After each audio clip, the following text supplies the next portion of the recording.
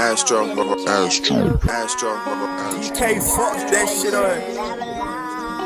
Should've saw the way she looked me in my eyes. She said, baby, I am not afraid to die. Push me to the edge, all my friends are dead.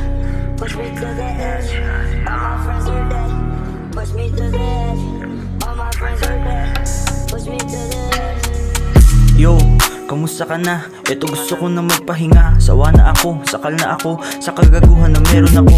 Kanta ko to, huwag mong pigilang sabihin sa'yo. Mailahad ang kwentong ito, storya na to. Isang madilim masikip na nakakaurat ang storya ng buhay na to. Di ko alam, ba't ganito? Wala na lahat, patay na lahat. Pati yung kilala mong dating ako.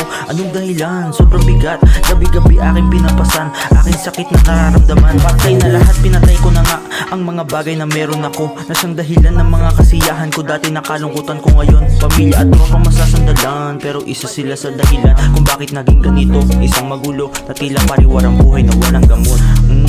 Kaya pa ba? Kaya pa ba? Tiis-tiis ang sa bumubulong sa aking tenga, nababaliw na. Natila ako ba'y napaparaning na? Lulong na sa alak ka ba? Ano na?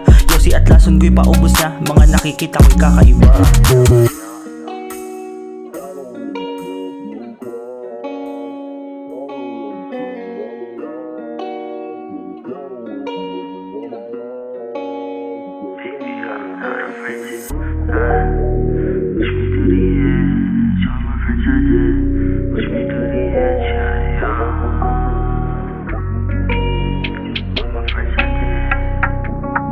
Tiniis ko lahat pero hanggang saan? Pasakit na sa akin ay nakadagan. Gusto ko na nga natapusin na lang, mamatay ng walang isang dahilan. Sa oras na yun alaala na lang, wala nang maisip ibang paraan. Gustong makalaya sa pagkakatali sa tali sa lobby, tapusin na lang. Ngayon narinig mo na storya na to, kwento ng buhay kong gulo-gulo. Alam mo na paano magtatapos to, hindi makalaya sa pagkakatali sa tali ko, din tatapusin ito. May iiwan ako na nakasampay, sa lubid na siyang dahilan ng lahat. Ang kwento ito ang magiging gabay bago ako mahigat mamatay.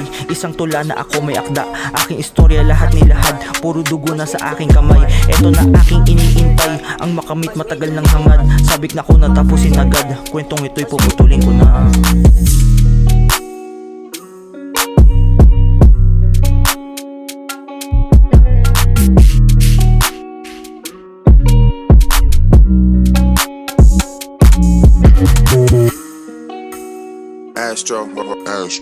Astro.